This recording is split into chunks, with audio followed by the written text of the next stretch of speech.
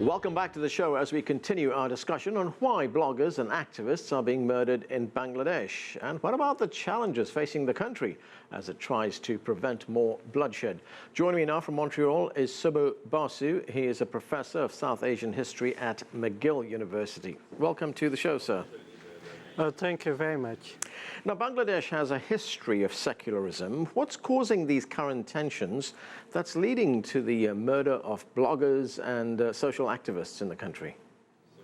Well, Bangladesh was established, as you know, through a secessionist war in 1971. But from 1975 to 1989, it was ruled by military dictators who lacked legitimacy, and they tried to introduce Islam as a state religion.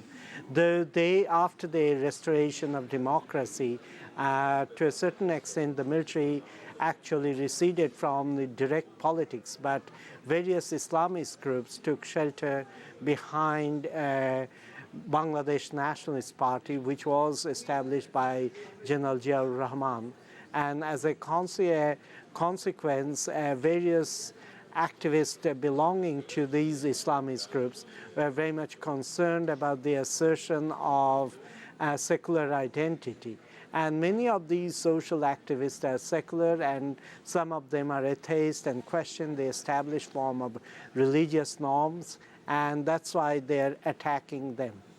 And what role does social media play in what we are seeing right now? You know, social media these days, you can write anything, say anything that you want to.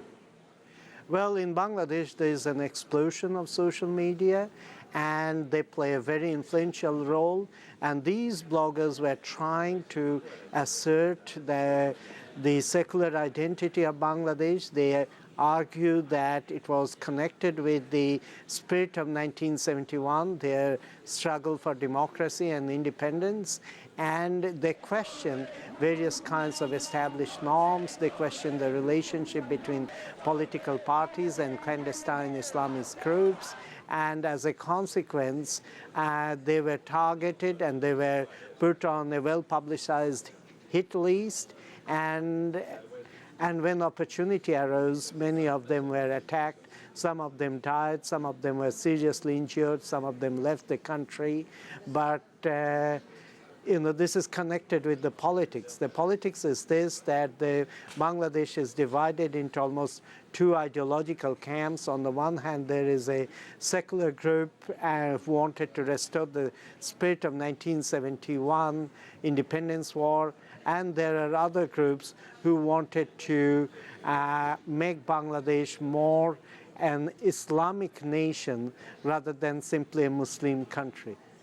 Now, that group that you talk about, the secular group, I mean, this is a country that was founded on the fundamental principle of secularism, although it has a population, 90% of the population are Muslim. So these bloggers and activists have set out, or rather have raised questions about the role of religion in the country. Is that a debate in Bangladesh that can be resolved, do you think? Well, the debate is actually connected with the very identity of the citizens of Bangladesh. The current ruling dispensation, which is secular in its orientation, claims that Bengali speakers, irrespective of their religion, are the citizens of Bangladesh, and they also are including non-Bengali speakers within that fold. However, for a long period of time, between 1975 to 1989, there came into existence something called Bangladeshi nationalism as opposed to Bengali nationalism, and that to a certain extent emphasized on the Muslim cultural heritage of Bangladesh. And at certain point, that emphasis to a certain extent took an Islamist turn, particularly when BNP, Bangladesh Nationalist Party, was in power. And it is precisely because of that you would find that within Bangladesh there is a serious division, ideological division, between those who would like to see Islam playing a more fundamental role in the state policies and those who would like to see state being neutral and religion is kept separate from politics. Right. Given that situation, what are the unique challenges that the government faces in Bangladesh? Can they reduce tensions? Can they get the situation under control? Well, the government is trying to control the situation. At the same time, what happened in the last election is this, that the government did not allow opposition parties to play a significant role.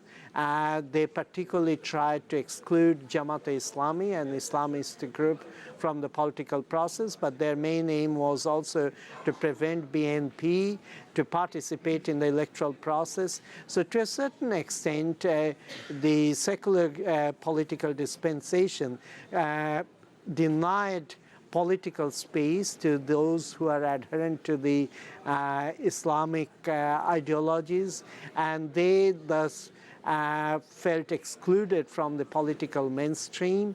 And as a consequence, when these bloggers questioned religious norms, etc., and raised various kinds of cultural questions, they became target. Now the government, while trying to put forward a secular political agenda, was not ready to identify with these bloggers because their tenor is more connected with atheism or agnosticism, and they were a little bit worried of them because they felt that their identity would be challenged. Their identity as a Muslim would be challenged if they were too deeply identified with these atheist and agnostic bloggers, and thus they did not provide enough security to this group, though they suppress very heavily Islamist groups in the country. Dr. Subho Basu, thanks for joining us, sir.